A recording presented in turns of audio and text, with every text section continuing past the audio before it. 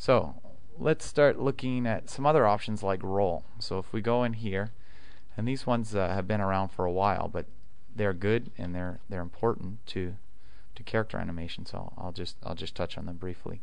So one of the options is roll. So if you want to have spin on the arms, you have wrist roll or you have biped roll.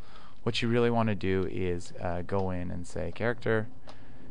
You can do the simple setup. You can do the dividing the rot X on the arm and stuff like that, but it really doesn't cut it when you start to get into scenarios. And you can also set up thigh here. Really doesn't cut it when you start to get in scenarios where the wrist goes up, or so the form roll here is solved with quaternions, and that ends up adding good value for the animation process. Because look, you want it to work. You want it to work in all scenarios. Okay, so let's get this back. Also, me and my team, we don't have to come in and solve a whole bunch of crazy problems. The closer we can get to having this work, the better. So here on the wrist, you can see you can go in and you can subdivide the roll. Sure, that would work with a simple expression, but you can also go in and do this one, where the wrist is raised, and that's going to work. Or you can also work in IK/FK blending. If I go and switch this into IK here, I'll get a drive the arm there, and if I release the up vector. So here the up vector wasn't released. So here I'm linking it with IK/FK blending. This is probably what I would do. So see, if I use the IK controller, that also comes in and works in this scenario.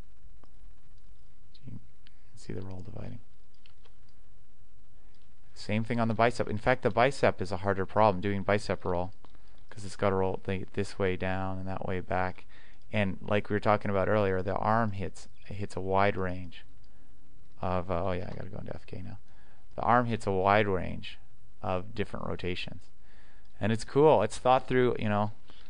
There was an insane rat's nest of tricky problems we had to solve to get this all working nicely, but it is working now. So you can go in, even though you've got your different rotation order. Here, I'll go zero this out. Even though you've got your different rotation, oh, it's this one. Even though you've got your different rotation order, you get this piece here. You start to spin it, and it's subdividing the roll. So you can go in, like, let's say you got your typical thing where I'll go into additive here. Where you've got your rotation doubling occurring, like on this axis back here. If you rotate either one, the roll is going to carry over. Actually, I used to have a better demo of it when the rotation orders weren't as well, but you're just gonna have to trust us on this one. It works well. It holds up in all scenarios because it's quaternion based. The next one is the skin. There's a bunch of different options on subdividing the skin. Just delete that. And so, it's fairly conventional stuff, but we want to make sure we're covering a lot of the popular scenarios here. So it's common to do a 2-point constraint under an armpit. So as things lift, as the arms start to lift up, it gives you a little bit of something to wait for in the pit. It also gives you here. I'm going to get rid of all this extra stuff. We don't really need that. I'll get rid of those. So it's kind of neat. We can go back to our older biped. So if I go in here and I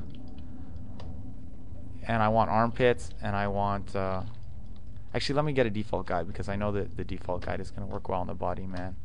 So if I go character, biped guide, character, and I'll go, yeah, that's good. I'm going to get the body man. Character rig from biped guide. So I'm going to turn on simple sliding on the armpits and the hips, and sliding and volume preservation. And what that does is that those sliding parts, like the back of the ass, the sides of the hips, the armpit here, it goes in and sets up constraints for sliding. So here I'll just get a body here. It makes more sense if you look at it on a mesh. So I'll go ding ding. So I just select my geometry, envelope, set envelope. Yes, yes. And I'm not going to rig to the guide. I'm going to rig to the biped. And I'll smooth that a little bit. We used to have smoothing on by default. We don't anymore. We don't do any automatic smoothing. We let you control exactly how much you want. So if I go in here and look at this, then you can see as this arm lifts up, you see the way that stretch happens under the armpit? That is a lot better than what you get by default. And if I go look at the arms, it's very hard to make a character that can go and do the splits. But on this character you can. Oh, I smoothed it too much. Hold on. Here's a neat trick. If you want to reassign locally, you just select this area and you go local reassign, then you branch select everything you want under that. Bing. Now look as I move the leg. See, now if I move this one, it's not moving any of that leg. See, it keeps it. It's smart. Doesn't use anything it shouldn't be. So here I'll come down here. I'm going to do local reassign.